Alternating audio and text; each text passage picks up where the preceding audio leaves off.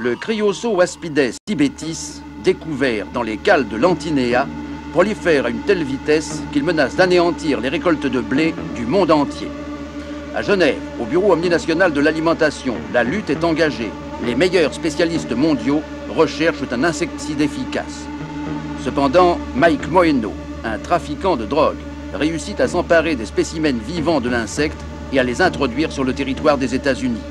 Il exige 150 000 $ en échange des 2 boîtes d'échantillons, sinon il les lâchera dans un champ de blé. Le BOA, pour éviter une catastrophe mondiale, décide de payer. La remise de la rançon a lieu.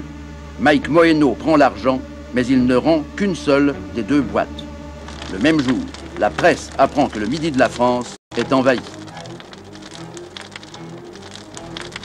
Le champ d'avoine qui brûle derrière moi, vous voyez ce champ de blé, plus loin tous ces champs, c'est un peu le symbole, c'est l'image du désespoir et de l'impuissance des agriculteurs français. En effet, pour le propriétaire de ce champ, notamment la guerre des insectes est perdue. La récolte est définitivement ruinée. Pour nous, c'est sûrement le pain de l'année prochaine qui viendra à manquer. Monsieur Lescaut, vous devez vraiment brûler vos champs, vous pensez vraiment que c'est la seule solution? Que voulez-vous, je n'ai pas le choix. Qu'est-ce que vous voulez que je vous dise, moi? C'est une décision du gouvernement. Pensez bien que moi, je ne me serais jamais décidé tout seul. On n'a jamais vu le paysan brûler sa récolte. Ça, jamais. Ah là là, il n'y a pas que pour les gens. C'est que la vie ici, elle n'est pas même devenue tenable. Cette saleté, elle s'infiltre partout, même dans les maisons. Quand je pense que c'est pas croyable. On envoie des hommes dans la Lune, avec tout le pognon que ça coûte, et qu'ici, on n'est même pas capable de nous débarrasser de ces machins, de ces saloperies pas plus grosses que des coccinelles. Vous n'allez quand même pas me dire que vous trouvez ça normal, non? Nous servant d'un bout de terre brûlée quelque part dans le milieu de la France, Radio-Télévision Suisse romande.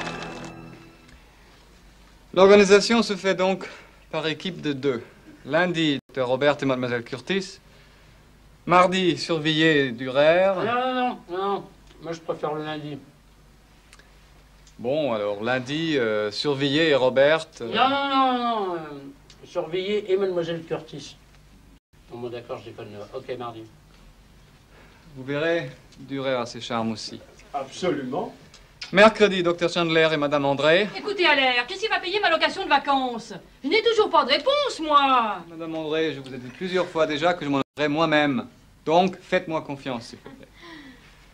Jeudi, Dr Thorman et moi-même. Non, je suis désolé, je ne peux pas jeudi. Je suis absent de jeudi à dimanche. On ne peut pas faire des exceptions pour tout le monde, docteur. J'ai pris des engagements. Il faut qu'on se considère ici comme en état de guerre.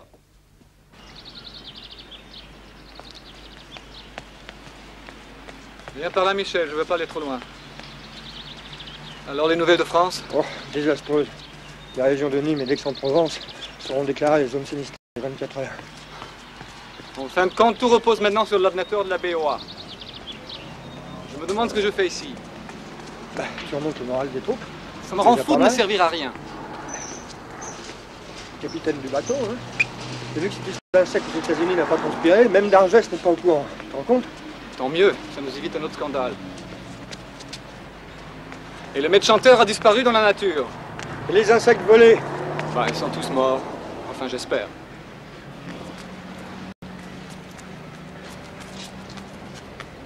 Si l'Amérique était contaminée, on serait tous bons pour bouffer nos semelles. À propos de semelles, tu sais qu'une firme allemande a signé le contrat du siècle à notre ami Thorman? Sur son steak au pétrole? Quoi le malheur des airs? T'as vu ça? Regarde ça, je trouve ça honteux. Les gens spéculent, tout le monde stocke. Quand on pense à ce qui se passe au Wadi. Eh bien, allez, tu sais que les Russes ont acheté tout le blé australien. Les spéculations en bourse sont de plus en plus scandaleuses. Et le discours du Premier ministre français, t'as entendu? Et les tickets de rationnement, t'y crois? Oui, le ministre de l'Agriculture l'a confirmé hier. Qui sait? Peut-être de nouveaux points de vue naîtront de cette catastrophe. Eh oui, si la catastrophe n'est pas totale, ce seront les dinosaures de l'an 2000, mon cher Jean-Marc. Ton temps? Oh merde, il ne manquait plus que ça. J'aurais pas dû partir.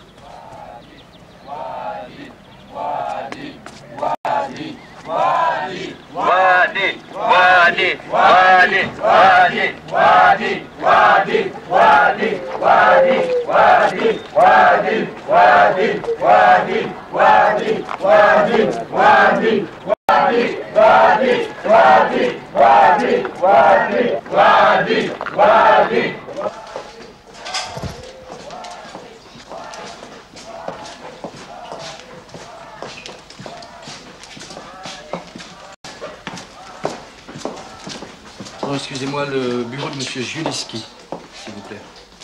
Ah, je parie que vous êtes Karl Lutz de Lantinea. Je suis Haller. On avait communiqué par radiotéléphone, vous vous souvenez? Ah oui, oui, je me souviens. C'était très grave sur le bateau? D'après vous? Je vous assure qu'on a fait le maximum. La preuve, vous êtes là. Eh bien, tant mieux, puisque vous le dites. Remarquez que c'était moins grave que la guerre du Wadi. Bon, le bureau de Monsieur Juleski. Vous descendez par là, et c'est le 4e bureau à droite. Merci. Il vous attend, hein?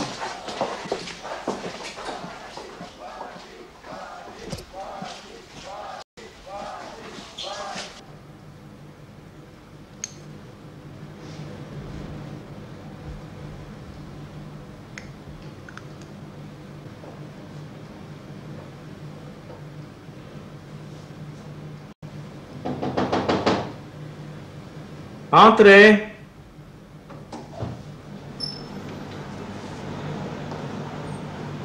Alors, est-ce que je pourrais parler au professeur Juleski, s'il vous plaît? Monsieur Lonsen, merci d'être venu. Juleski, venez dans mon bureau, on y sera plus calme pour bavarder un peu. Et tenez, votre vieil ami. Approchez, regardez ici. Je peux? Oui, oui, oui. Vous reconnaissez? Ah oui, d'accord. Je voulais vous demander que vous me racontiez, aussi précisément que possible, tout ce qui s'est passé sur Lantinea depuis le début.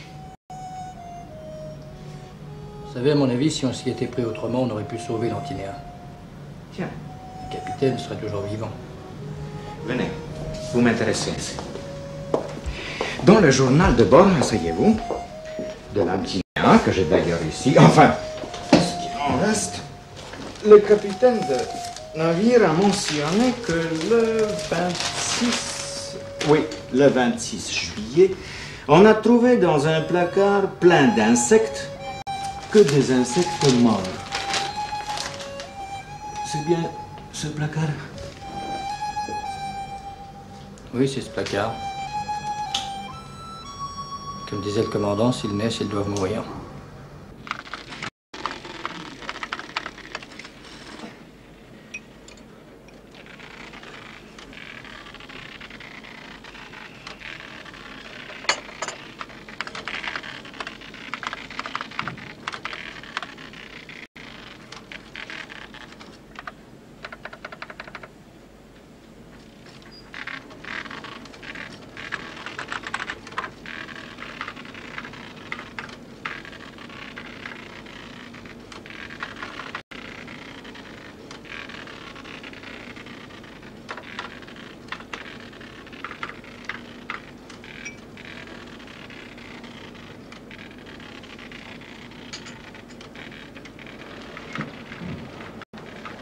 T'as vu ce qui se passe dehors? Ça va pas du tout. Enfin, j'ai l'impression qu'on est complètement isolé ici, dans ces murs. Je devrais aussi sortir de temps en temps, ça te fera du bien. Est-ce que tu crois que j'ai le temps, moi? Ne remue pas le coup d'en appeler. Ici, rien de nouveau. Ça progresse. J'ai la nette impression que Juleski est sur une piste sérieuse. Il profite bien de notre mémoire et ses fiches sont de plus en plus positives. Et ton ami Thurman?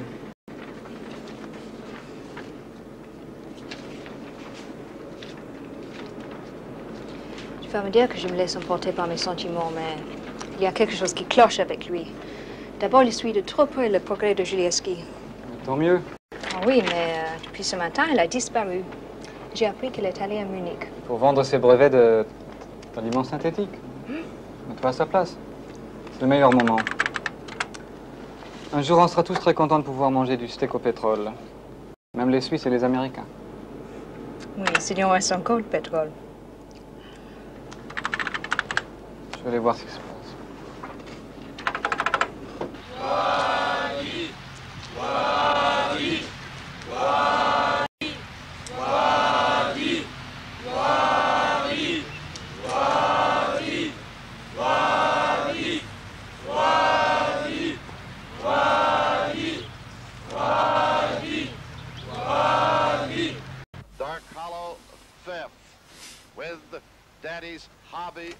sixth. Chimney seventh, and Poke trails the field eighth. On the turn, Johnny Angel leads a by a length and a half. Je viens de faire toutes les courses. Je suis crevée. Tu t'imagines pas le monde qu'il y avait. Et j'ai pas trouvé de taxi pour rentrer. Voilà, t'es reçu pour la course. On va gagner, j'espère. Sierra est arrivé dernier. Devine pas l'air de foutu. Merde, t'es vraiment trop con à la fin. Je vois pas pourquoi tu m'engueules. Ces insectes travaillent pour nous.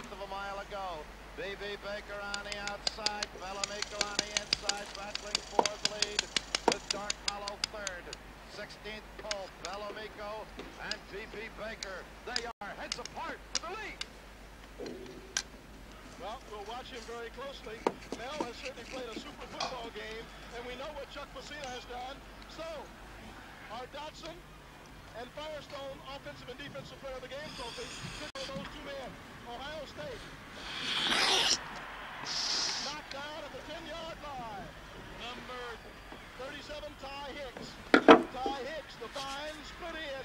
The second string split in for Woody Hayes Buckeyes behind. Les cartes et le thermos. Et la voiture? Le grec m'a promis que tout sera installé pour demain. Gene Gladys, number 79. Gene Gladys, a Penn State special teamer. Oh, hit him right around the knee, just above the knees, too. Rod Gerald, you go to your veterans now. You're in trouble. Rod Gerald.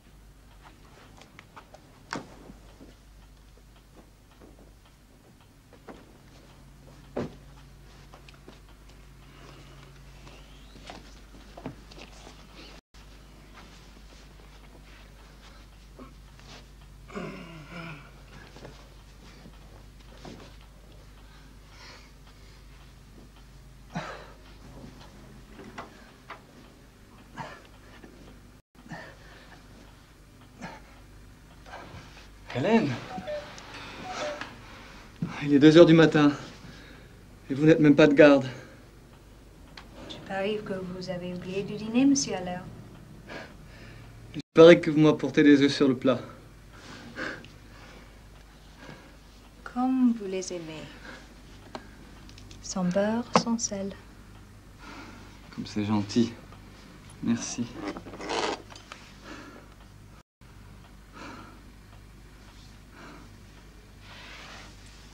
Ils vont refroidir.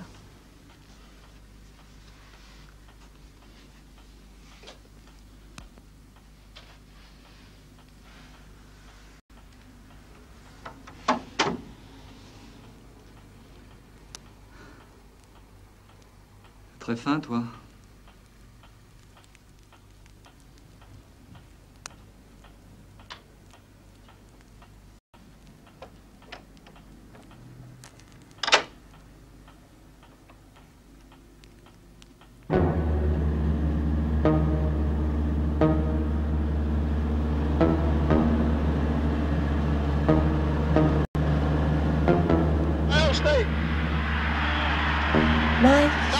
Un sniff? Non, mais je te sers une vodka.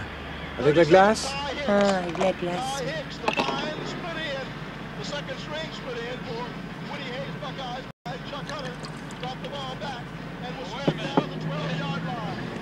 Tiens.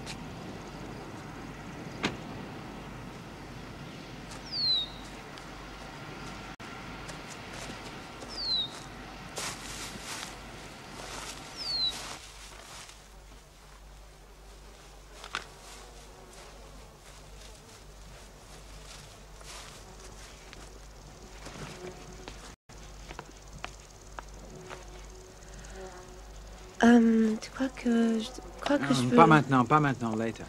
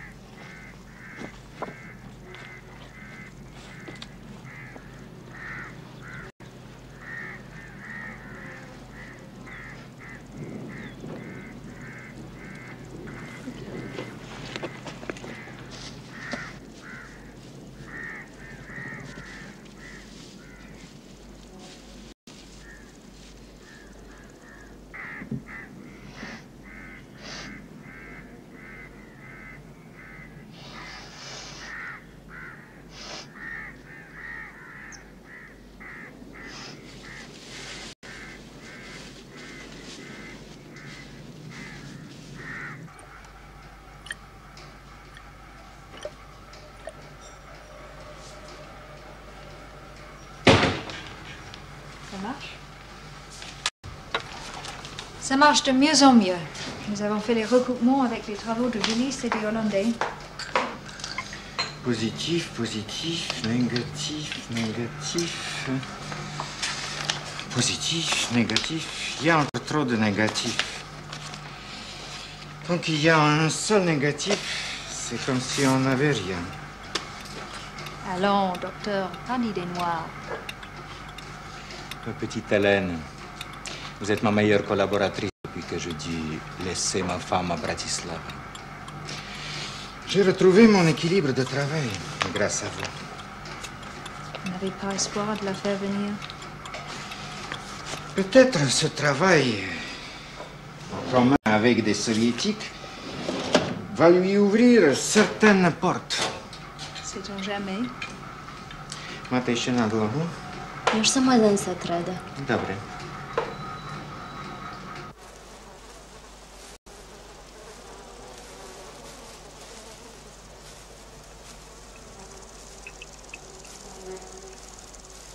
My dear professor,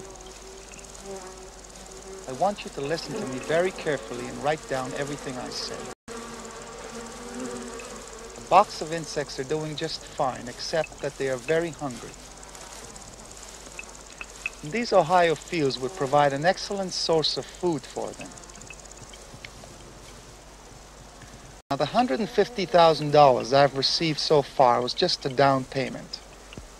Now I want $5 million in small bills, plus a letter from the President of the United States granting me total immunity for the rest of my natural life. Are you with me so far, Professor? Good. Oh, by the way, I have some friends of yours here who would like to say hello. Just a minute.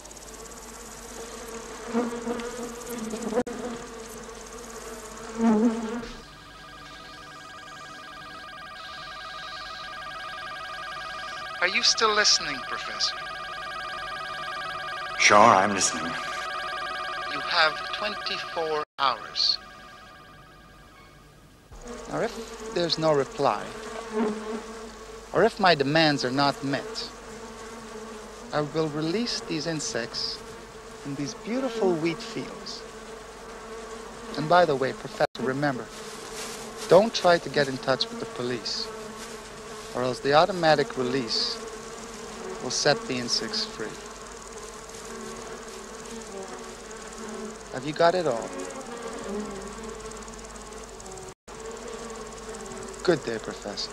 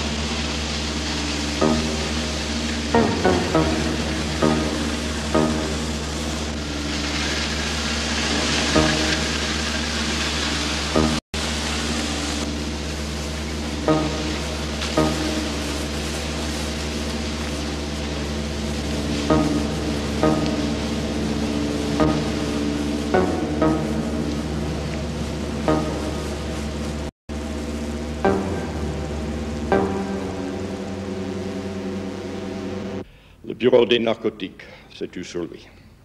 Né à Manila, père américain, mère philippine, naturalisé grec. Il a 32 ans et vit à Athènes. C'est un joueur acharné. Son état civil ne nous sert à rien. Il faut le trouver. Ce n'est pas possible qu'il ait disparu dans la nature, évaporé, avec 2 polices à ses trousses. Nous l'avons localisé depuis son dernier coup de fil. Un peu tard, vous ne trouvez pas? Si le professeur Anderson avait collaboré avec nous, ça aurait pu être fait plus tôt. Qu'est-ce que vous comptez faire maintenant?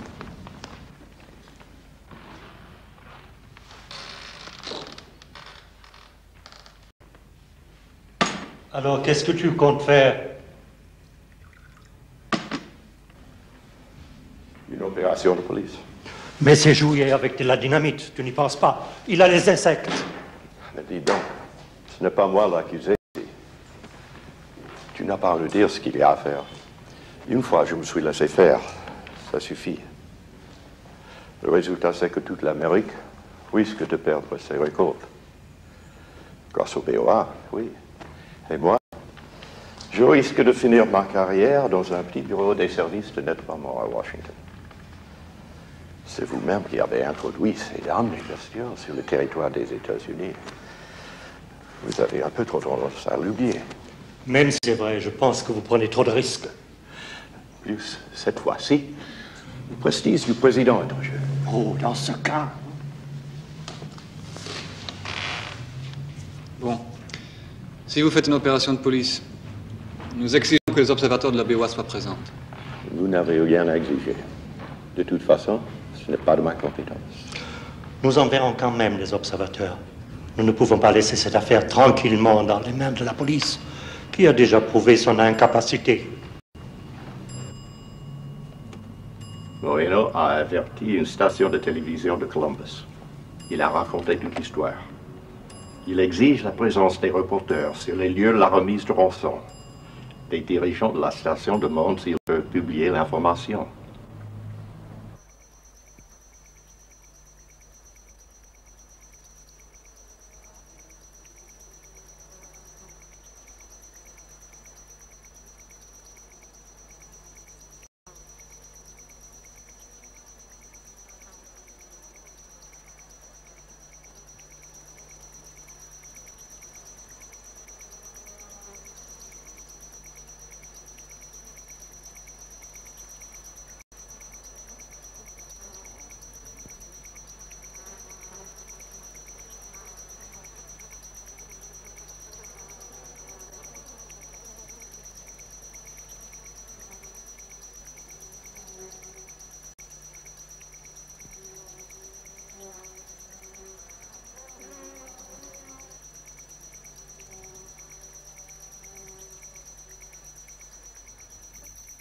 Here on the road to White Dog's farm, about 2 miles from Route 42, everything has been done the way Mike Mahano has asked it to be.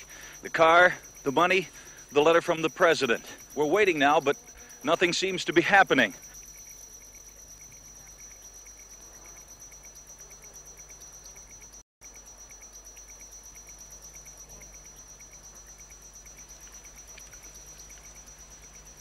Mr. Cameraman, pan the camera across the fields.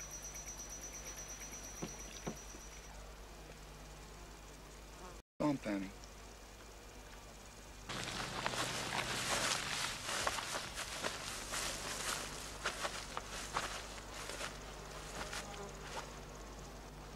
Now give me a close-up of those people walking into the shot.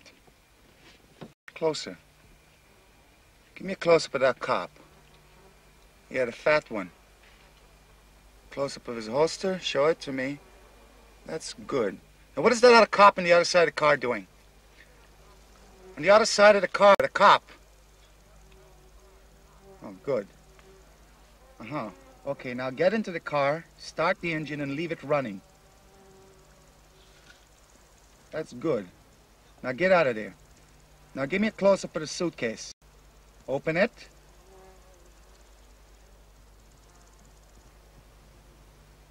Open it. Wide. Close-up of the money. I want you to get real close in the money. Closer. That's good. Now close it, put the letter on the suitcase. No, show it to me first. Closer. Closer.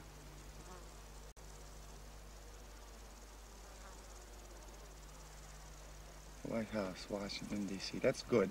Now leave it on the suitcase. Now you people get the hell out of there. A move don't take all day.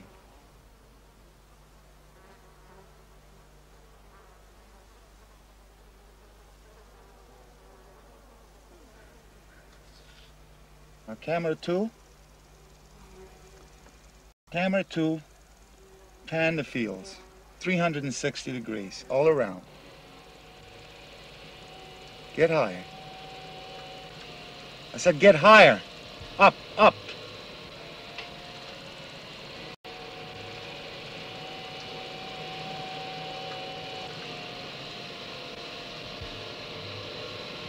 Go! Hurry up! Hurry up! Run! Run! Run! Getting the barn! Getting to the barn! Back against the building! Hurry! Hurry! No, sir, you can't stay here. It's not possible. You can't stay here. Please get back. Get back, please. Hurry! It doesn't help screaming. You get back to that barn immediately.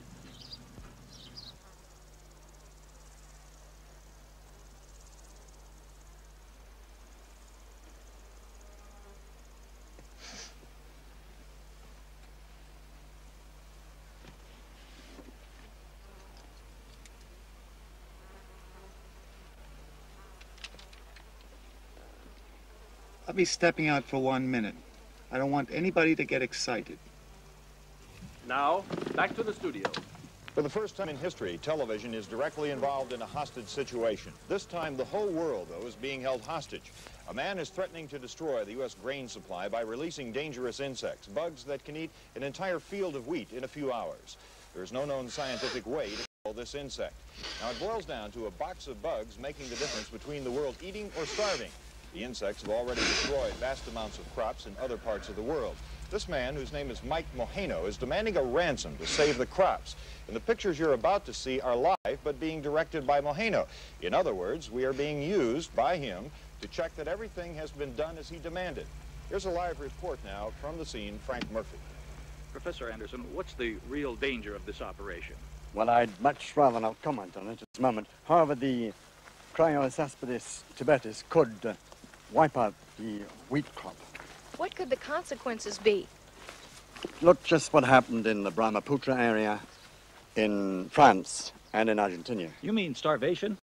Yes, sir, that is exactly what I mean. Why were you called here? We're just observers. Does that mean you don't trust the federal authorities? It's not a matter of police.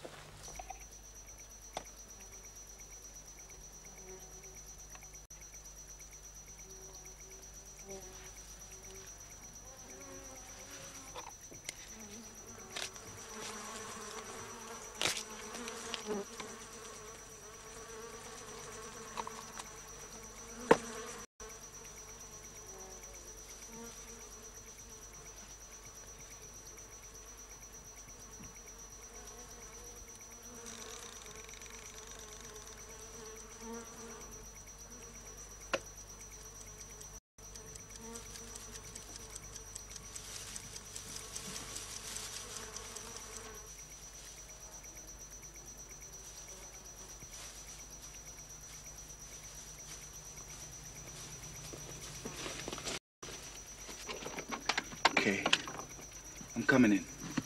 I don't want no surprises.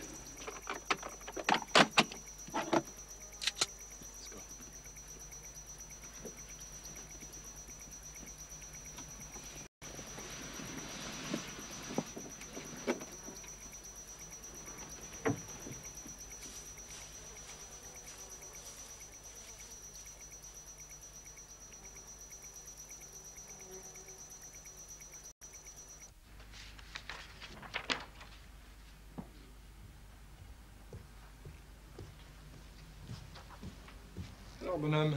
Ça va? Ça va? Lui, ça va très bien. Il s'approvisionne en chocolat au magasin de l'ONU. On n'en trouve plus ailleurs. La fin de la Suisse. Plus de blé, plus de vaches, plus de vaches, plus de blé, plus de chocolat. He set up his headquarters inside an enormous black limousine parked in the middle of a wheat field. It is from the back seat of this car that he supervised the delivery of the ransom that took place at the abandoned farmhouse. And it's from this limousine that he directed the Alors, Mr. Rançon. Why don't the police move in? Oui, avec un gros chèque dans sa poche d'ailleurs. Don't forget that he's in the middle of an enormous So for the moment, no one makes a move. Everybody is waiting. Je me comprends. The representatives of the White House. Jean-Marc. As you know, Mike Mahino has demanded a letter from the President of the U.S. C'est guaranteeing compris. complete immunity. Les hommes écoutent le match, les femmes à la cuisine. For the only actor of this play taking place in front of our eyes. C'est une affaire qui marche.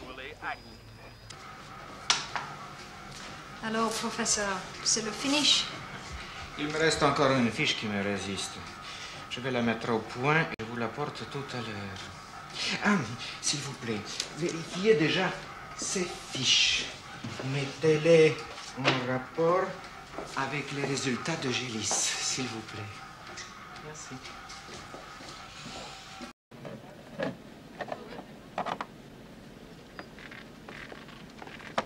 Julien, venez me voir. Oui. Il faut transcrire les fiches de Julieski. Je crois que ça y est. Il ne lui reste plus qu'une fiche à mettre au point. Il faut vite les mettre en relation avec les résultats de Gélis. Alors, c'est la lutte finale? Ah mais oui. On travaille même quand vous n'êtes pas là, vous savez. C'est bien que je ne suis pas indispensable, mademoiselle Curtis.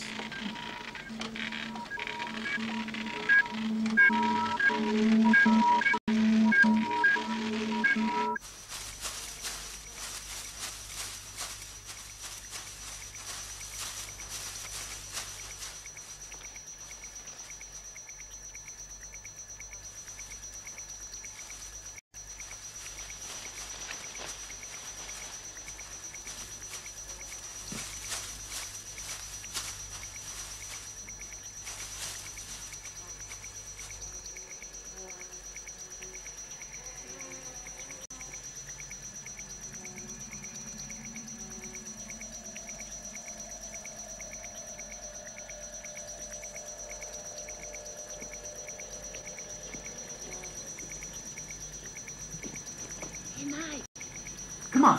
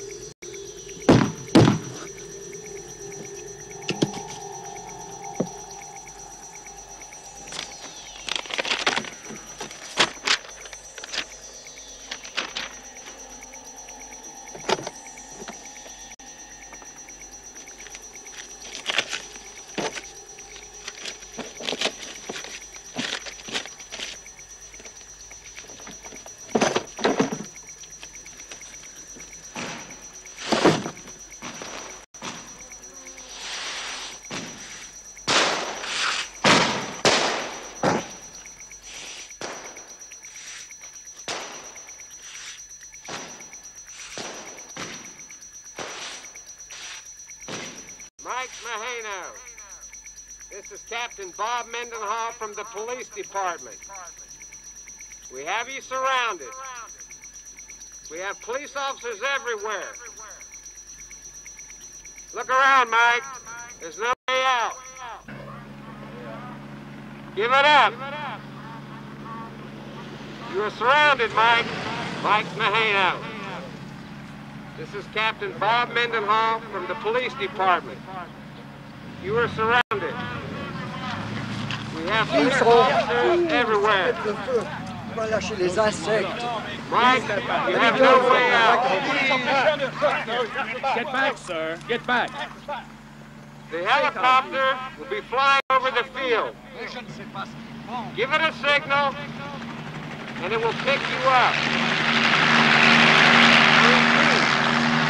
Police helicopter flying over the field. Give it a signal, and it will pick you up. You're surrounded, Mike. We have police officers all over the perimeter. You're surrounded. Give it up. The helicopter signal.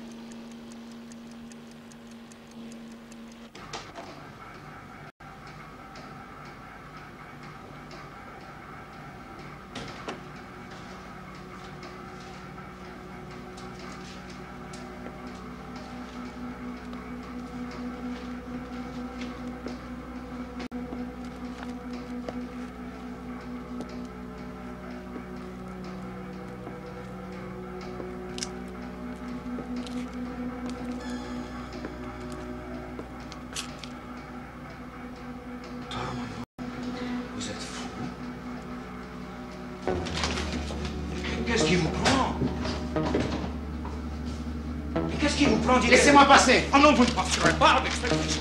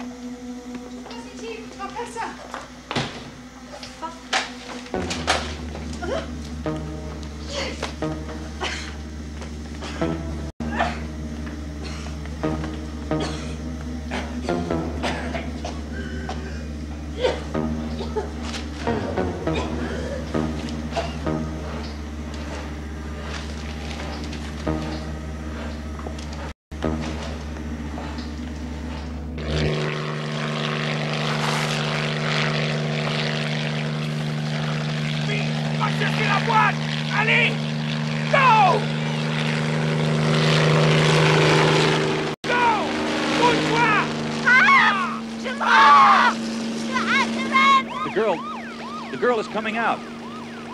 She's running this way. I think she's got the box. I think she has the insect. She's running this way.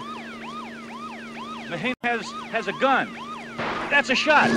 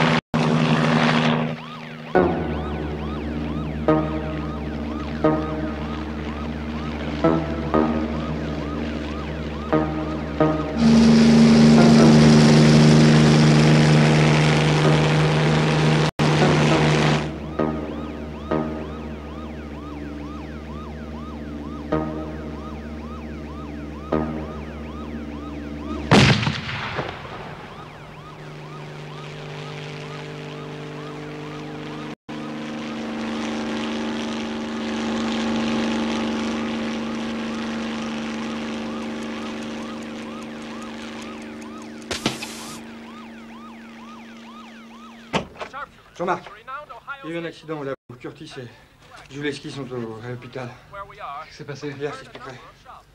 Tu vas être resté, Simon. Tu ne bouges pas. Je reviens tout de suite. Je peux pas venir avec toi? Non, tu restes là.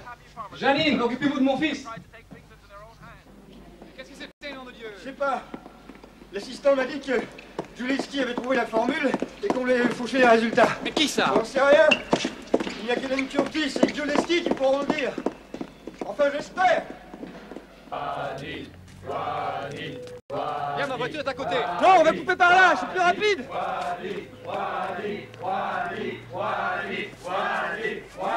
C'est ça le jogging. C'est drôle. C'est grave pour Hélène. Je sais pas, elle est en bonne main toute.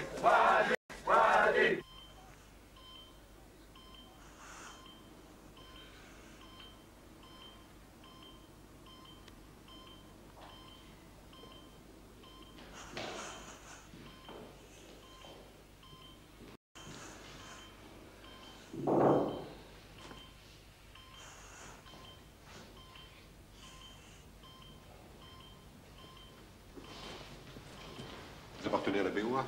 Oui. Comment va-t-elle? Elle est considérée hors de danger. Vous connaissez les causes exactes de l'accident? D'après les pompiers, ce serait un court-circuit qui aurait provoqué un incendie. J'ai vu les ambulanciers, eux, ils pensent à un suicide. Et là, on a retrouvé une bonbonne de gaz carbonique encore ouverte. Il y a aussi des traces de bagarre. C'est complètement fou ton histoire. Elle ne s'est pas bagarrée avec Juleski avant de se suicider. Ah, peut-être leur part, non? Ah, impossible. Ils sont encore sous le choc.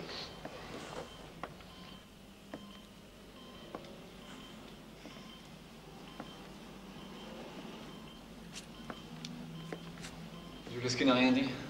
Aussi, dès son réveil, il n'a pas cessé de répéter tous les résultats sont positifs, tous sont positifs. Il a aussi réclamé un certain monsieur Allais. Ouais. Il était très agité. J'ai dû lui faire une piqûre calmante. Je suis à l'air, je dois lui parler. Monsieur Allais, vous êtes ici dans un hôpital, dans un service de réanimation. Vous ne comprenez pas. Oh, je vous prie de ne pas lever la voix.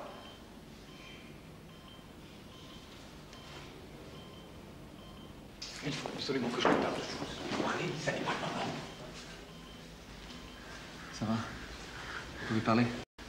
On l'a trouvé, la formule. C'est Armand qui l'a volée. Vous pourriez retrouver la formule? Vous savez combien c'est vital? Je pense. À l'aide de mes assistants. S'il vous plaît. Et de l'ordinateur. Monsieur Allais. Je crois. Il a besoin de calme. Je crois. Ils ont trouvé la formule. Et c'est Thurman qui l'a volée. Évidemment, c'est le seul homme au monde qui avait intérêt à ce que la formule ne soit pas trouvée. Explique-toi. Je te l'ai déjà dit, il devait signer cette semaine en Allemagne un contrat pour ses aliments synthétiques. Le montant du contrat dépendait de la découverte de l'insecticide. Alors,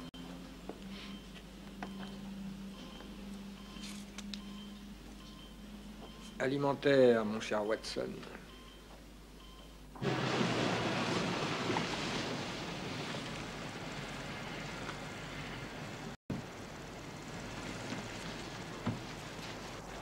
sont les insectes?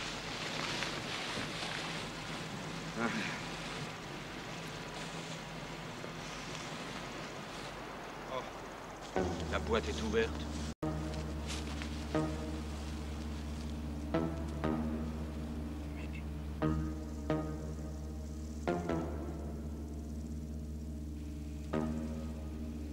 Ils sont morts.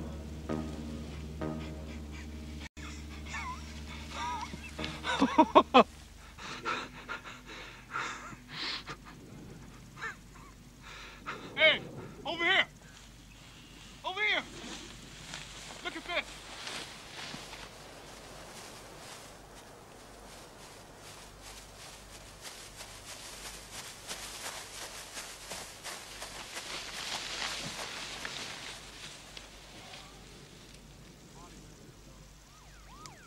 What's it mean? It means she's really dead, right? Yes.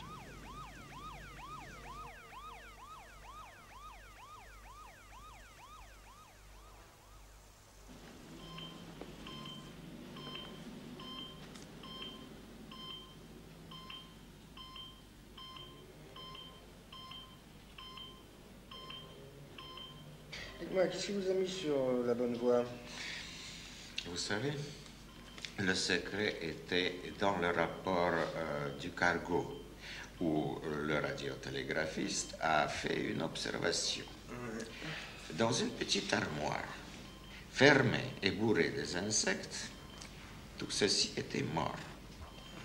Sur la base de cette observation, j'ai formulé une hypothèse que les insectes avaient pu subir le stress de la surpopulation.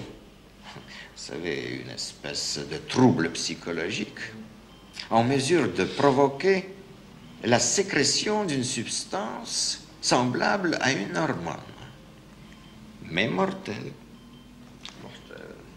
Vous savez, ça se produit aussi chez certains vertébrés. Oui, en fait, je me demande si ça va pas se produire un jour ou l'autre chez les hommes. Aussi.